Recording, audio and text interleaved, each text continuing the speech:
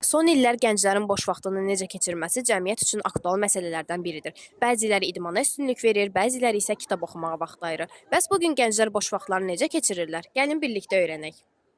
Salam, boş vaxtınızda hansı işlərlə məşğul olursunuz? Kitab oxumaq, idman etmək, sonra musiqi dinləmək, belə bir şeylərdən.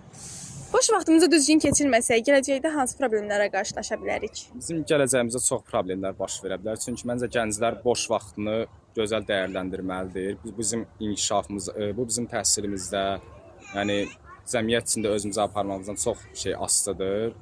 Yəni məncə boş vaxtımızda təhsilimizə vaxt ayırmaq lazımdır, özümüzə vaxt ayırmaq lazımdır. Asudə vaxtlarında boş vaxtlarımızda kitab oxumaq məncə daha məsləhətlidir. Boş vaxtınızı faydalı etmək üçün nə kimi tövsiyələr edərsiniz gənclərə?